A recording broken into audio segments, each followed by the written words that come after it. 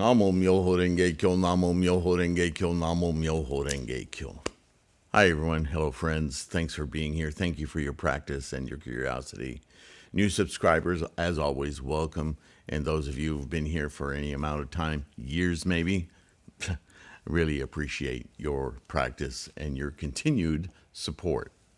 Right? Remember, take a second to like and subscribe, not because those terms mean a lot to the video, but they mean a lot to our Sangha, right? Because those are really just key triggers for the YouTube algorithm to say, hey, here we are. So it's a bodhisattva act because it helps us propagate Nichiren's teachings of Shakyamuni's ultimate method of self-enlightenment. Of course, we are continuing with the recent book, Buddhism Reference, available as an ebook on threefoldlotus.com or lulu.com/spotlight/Kwun. You can get the print book there as well. That also is a great support to the channel. And always, as always, I'm doing it at the beginning of this video because I just want to make sure you patrons out there know through Patreon and PayPal, you guys are essential and incredible supporters. So thank you so much. All right. The three bodies of Buddha. How many different descriptions have we encountered in our readings of many sutras from early Hinayana, Agama sutras, Theravada, Mahayana, late Mahayana, so on and so forth. For this book, like most of these terms, I'm trying to condense and not oversimplify, but just get to the point. I know some of you have been watching me for a while are going, you, Sifu, get to the point? I hope I do. So what are the three bodies? Or Sanjin, yeah? The three aspects of our human experience as we manifest Buddha-ness or enlightenment. Right off the bat, first sentence, you're going, I haven't heard it described that well. Well, that's what the three bodies are. They're not three different Buddhas or three different, incarnations or states of being. They are states of being, and they all. Remember, Buddhism is about the mind. So even when we talk about the three bodies of Buddha, we're talking about the mind's experience of being, right? We use words like transmigration, but we're not talking about leaving this body and going into another body. And that's all hyperbolic conversation, right? Hyperbole. But we have to understand, don't take that literally. It happens in a literal sense in our minds. That's the amazing thing about the human mind. That's why we can instantiate Buddha-ness, because the mind isn't anchored to this physical realm, this body, this physicalness of the universe, of the apparatus. Right? All of this, the universe, the apparatus, as I call it, a human form, the brain, all the organs and all that, super elaborate and amazing, yes. That's samsara. And without it, we could not manifest or emerge this property of mind. But the mind, there's no map for it. It's not in here anywhere. Right? It is a property, a manifestation of awareness, of experience, right? And yeah, some people will argue, well, that's all chemistry and biology. And no doubt all of that has a lot to do with it. We talk about this in all sorts of Asian or Eastern arts as chi or bioelectric force or so on and so forth. But where's the cognition in that? You could find brain functions and call them cognition, but there has to be a cognator. The brain isn't the cognator. It's not the perspective. It's not the experiencer. The brain categorizes everything. Yep, essential. It's our samsaric anchor, isn't it? Identification. So the three bodies takes that into account. But it takes that into account from the standpoint of the experiential mind, consciousnesses. You have thoughts all day long. So does a dog, so does an insect. But are they conscious of those thoughts? See, Buddhism really gets into the nitty-gritty of where's the dividing line here. And it's essential to know that, not because we all need to be scientists and understand the biology and chemistry and bioelectric forces and the nature of the mind and the brain and existence, but because if we look at it that profoundly, it removes doubt. Buddhism, as I've said before, is an observational reality. It's an experiential truth, not some conjured, magical, mystical. No. It's about actual life experience. That's why Buddhism isn't a religion, because religion is based on beliefs and things that are unprovable or disprovable because they don't really exist. Right? Buddhism isn't like that. So, the three aspects of our human experience as we manifest Buddha-ness or enlightenment. So don't be confused. We're using samsaric terms, bodies, but we're using the term bodies from the standpoint of the mind's experience of these different states of being. So let's go on. A concept set forth in Mahayana Buddhism to organize different experiences of the Buddha appearing in the sutras, as the three bodies are as follows. So the first is the Dharma body, or the body of the law, the old Dharmakaya. Yeah? This is the fundamental truth, or law, to which a Buddha is enlightened. In other words, our experience of Buddha-ness in each thought moment. Now, this is the most accurate definition of Dharma you will ever get.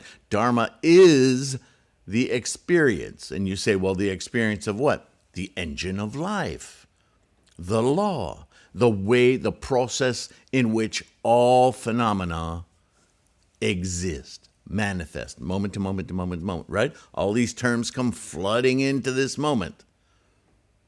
And they're all in the book. You'll see how they all, they're all, you could say they're all saying the same thing, but they are really all talking about the same, the enlightenment, the Buddha body, the Dharma body, from different points of perception, cognition, experience. Like the fountain analogy. The second body is the reward body. That confuses a lot of people. Does that come with candy? Right? What is the reward? Maybe it comes with a ribbon or a trophy. Oh, I got a trophy. That's the reward body. No. Again, mental, functioning, cognition, experience. Right? What is the reward body of winning a race or solving a problem that you feel it, right? That's the reward body. Or Sambhogakaya, obtained as the reward for completing bodhisattva practices and acquiring Buddha wisdom. What is Buddha wisdom? The experience, experiencing Buddha-ness. That's the reward. There is the law, the experience of the engine of life. There is the experience of experiencing, right? The cognition, the realization, the word we see all the time, The self-manifesting of the Dharma body is the reward body. I know I'm now in Buddhaness. This is amazing. Reward body. Right? Unlike the Dharma body, which is immaterial because it is experienced in a sentient mind, the reward body is thought of as an actual body, although one that is transcendent and imperceptible to ordinary people. Because the reward body is a sensation, but it's still in the mind. It's just that subtle connection to samsara, because without samsara, that mind wouldn't exist. So there's the transmigration happening. Do you see it? The amazingness experienced as amazing. Where do you think we're going to end up? This is often translated as transmigration or profound mental thinking paradigm shift. Reward body equates to the Gohonzon mind or the eye of Buddhahood. Ah, what a wonderful place to picture Gohonzon. What Nichiren's always talking about, that transmigratory door between this physical world and the knowing, the Dharma. There's this transitory phase, isn't there? And that's rewarding. And the third is the manifest body, the nirmanya kaya, or the physical form that a Buddha assumes in this world, bodhisattva in other words, in order to save the people. This form is actually the bodhisattva condition of a living, sentient being coursing in samsara. With the awakened Buddha mind, wisdom, generally a Buddha was held to possess one of the three bodies. In other words, the three bodies represented three different types of Buddhas. The Buddha of the Dharma body, the Buddha of the reward body, and the Buddha of the manifesta body. But that's confusing. They really are all the transmigrating path from samsaric being, but not just regular samsaric being in the act of pursuing the reward body, Gohonzon, to manifest Buddhaness, the Dharma body. That's what we're all doing when we're chanting. We're transmigrating. Do you see? In modern Buddhist practice and scholarship, the three bodies simply refer to the three aspects of our awakening in samsara. There it is. This is what we do when we approach our Butsudan, open it up, behold the treasure tower, and focus on our manifesting from this physical place and the mandala to a mental cognition of the experience of the Dharma, Buddhaness. Now, I throw into this, because it's so obvious, another term that we often don't understand and is misinterpreted many times. The term we read all the time, the thus come one. What the hell is the thus come one?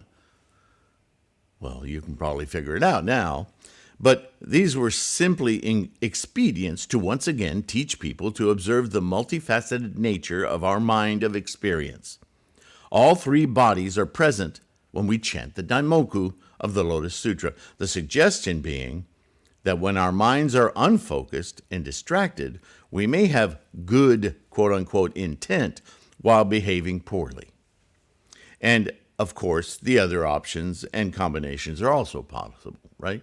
You may have great intent but behave poorly.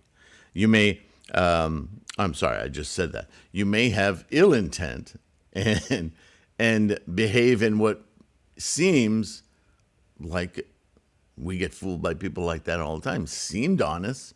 She seemed like she was credible, right?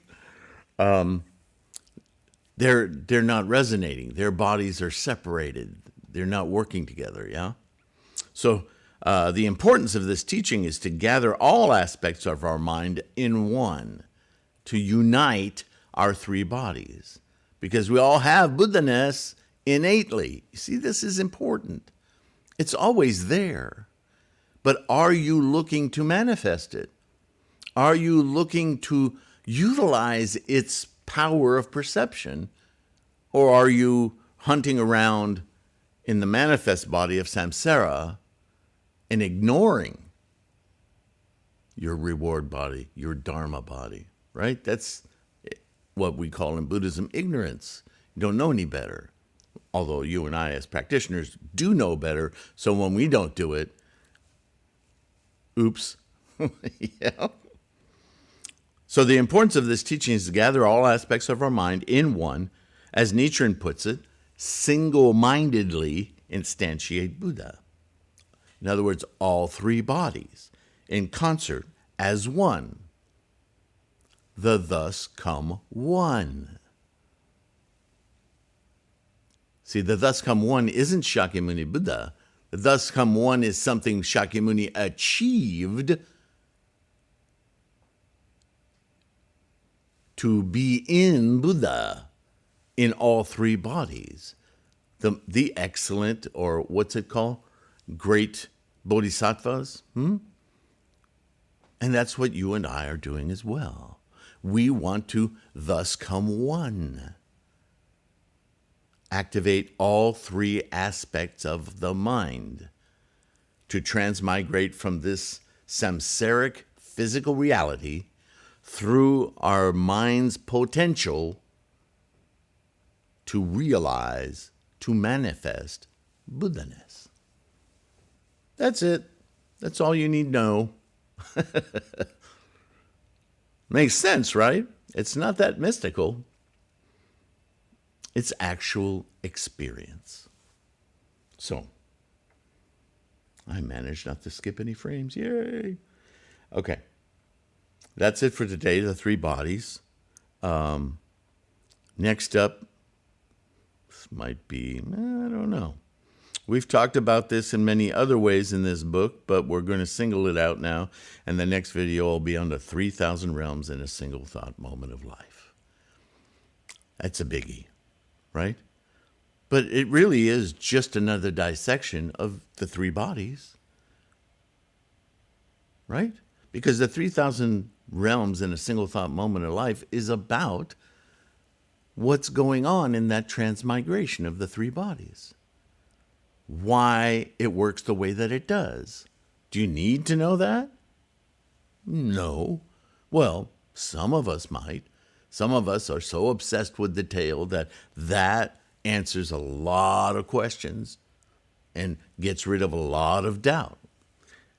That's our samsaric bodhisattva coursing as bodhisattvas practice.